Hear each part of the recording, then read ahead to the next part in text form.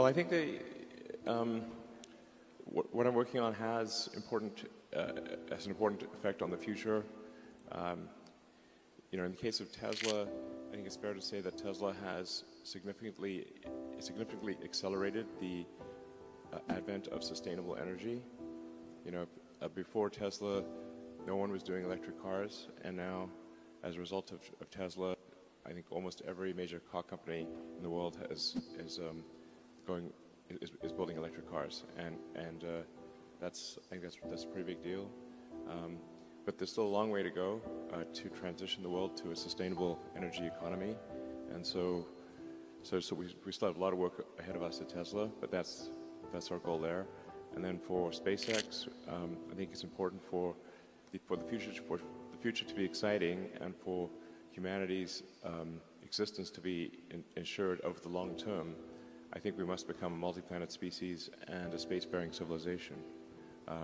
So I think it's important we take the actions to ensure that the light of consciousness continues, and because we should really view consciousness as a small candle in a vast darkness, and it can easily go out. There is a role for patents. Let's say if some company has spent a lot of money developing a particular medicine and had to go through the expense of stage 3 medical trials, and then they finally get something that is approved, but where the drug itself is cheap to manufacture, then I think a patent in that case makes sense. Otherwise, no one would go to the trouble of doing stage 3 medical trials. So there are definitely roles for patents. In the case of Tesla, our goal is to advance sustainable energy, and we can't just do it by ourselves. We need the whole industry to go that way. So we gave them our patents for free in order to help them accelerate electric vehicles. We do expect to make cars that are more affordable than the current Model 3 or Model Y. I think by far the biggest factor is autonomy in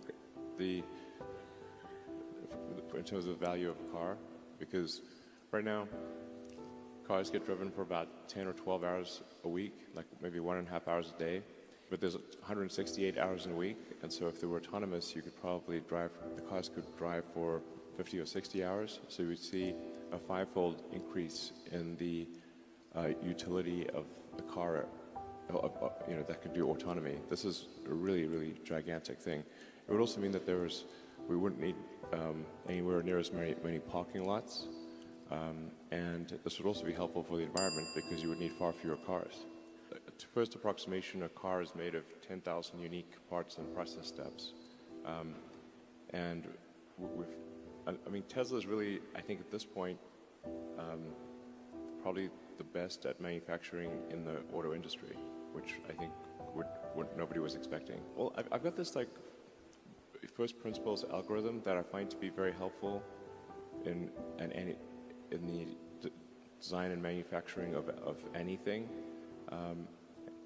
and people here may find it helpful. The first thing you should do is make the requirements that you've been given less dumb.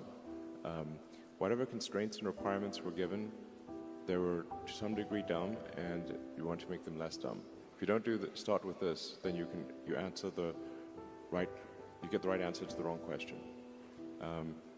And the requirements must be given from a person who can explain the requirement, not from a department, because then you don't know who to talk to. Then step 2 is delete the part or delete the process step. This sounds extremely obvious, and yet over and over again we have found that parts were not needed. They were just put in there just in case, or by mistake, or there was a step that someone thought was needed but was not actually needed. This sounds insanely obvious, but we've deleted so many parts from the car that did nothing. Again, these were choke points in the entire production system. That's why I'm running around the production line trying to fix the production line, just like a maniac, sort of Tasmanian devil, just running around the factory like a lunatic. Let's see, we had the body production line in Model 3 was at one point stuck because we had a laser welding cell to weld a small cross-car beam in the passenger footwell of the front seats. And I'm looking at this beam, and I'm like, what the heck does that do? Because the entire factory is stopped, trying to get this laser weld cell to work. And I'm like, I can't imagine what a useful thing it could do. And then the production team said, oh, that's for crash safety. So then I called the crash safety team and said, is this for crash safety? And said, oh no, that didn't do anything. We should delete it. I was living in the factory in Fremont and the one in Nevada for 3 years straight. That was my primary residence. But for a while there, I was just sleeping under my desk, which is out in the open in the factory, and for an important reason. And it was damn uncomfortable sleeping on that floor. And always, when I woke up, I'd smell like metal dust. But the thing is that since the team could see me sleeping on the floor during shift change, it was just with nothing, they knew I was there. And that made a huge difference.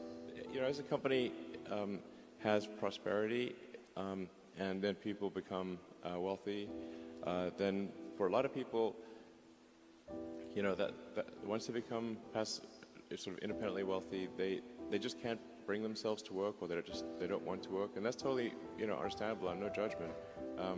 And so, I mean, I have a lot of friends who are extremely talented, and they you know had some success earlier in life, and they just decided, you know, that was enough trauma. I mean, you know, one of my good friend of mine saying, like, for starting a company is like eating glass and staring into the abyss. So when people tell me, like, well, what can you do to encourage entrepreneurs to start companies? I'm like, if you need encouragement, don't start a company. My memory for technical matters is very good, and but I think probably a lot of people don't realize, like, what I do 80% of the time is engineering. So, you know, it's actually quite rare for me to give a talk. And my day-to-day work at SPACEX and Tesla is almost entirely engineering and design. And also production. Production is key, but although I consider that to be part of engineering. But Starship is something special. The thing that is like the holy grail, like the critical breakthrough needed to make life multiplanetary and for humanity to be a space-faring civilization, is a fully and rapidly reusable rocket, orbital rocket. And so we've gone most of the way there with Falcon 9. You may have seen the rocket booster come back and land, and we also recover the nose cone or fairing, but we do not recover the upper stage. So we've gone to the point where we're about, you know, 70 to 80% reusable with Falcon 9. With Starship, we're going for 100% reusable.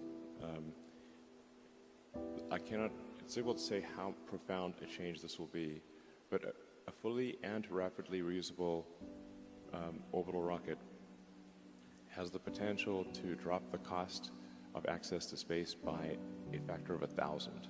And I should say also, Starship it's a very, very big rocket.